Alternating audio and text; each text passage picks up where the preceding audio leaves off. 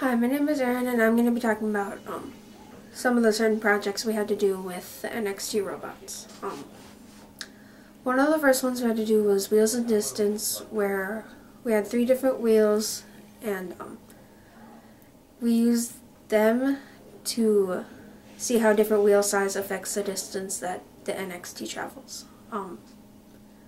One of them after that was Right Face, where we had to make the robot turn, where in the program you make one of the wheels stop and then the other wheel turn a certain distance to make it go a certain angle of degrees. A later one was Measure Turns, where we had to make the robot turn and go in a complete circle, and then with the trace circle we had to figure out the circumference and the diameter using.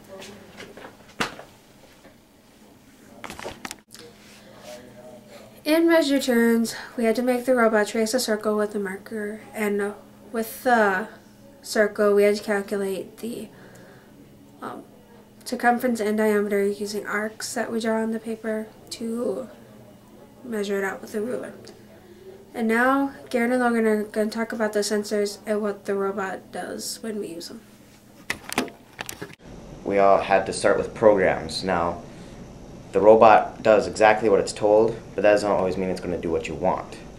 Like, we learned that in the first part, getting it to go forward was a lot harder than it looks. You can tell it to go forwards, but if you don't tell it how far to go, it'll barely go any or go too much. So then, we're going to start in with our Wheels and Distance and Measured Turns challenges. Okay, with Wheels and Distance, we had to use a hypothesis to find out how far it would go by putting it in so many rotations. And the reason that wasn't easy is because it uses different gear sizes, like this one. Or you can have a big one and a small one, which make it go faster. Then we also had to try with different wheel sizes, like this size, this size, or this size. And then of course there's also, it didn't always go straight. And then with measured turns, we had to do the same thing except for seeing how far it would turn once you do a full circle. We made it turn, we traced a circle to find the diameter and circumference, and we had to do a maze that we finished first. The maze we had to find out how many degrees it had to turn and how far it would have to go on certain stretches of it, so where it would go through the whole maze and come back to the start. Now we had it to go forward, backwards. We had to do turns that almost did, like, what was it, 360? Yeah. And we can show you some of the things that the programs do with these.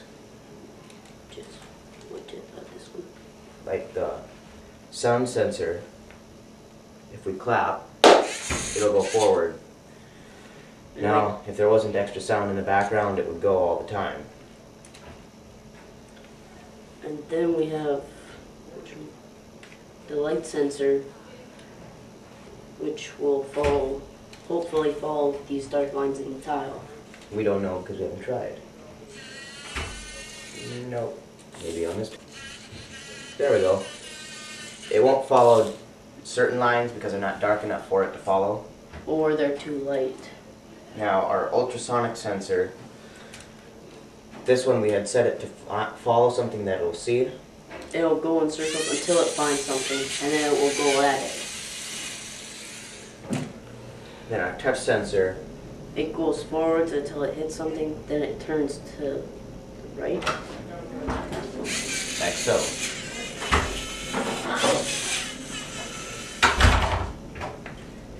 That's about it for our robots. And that was our video.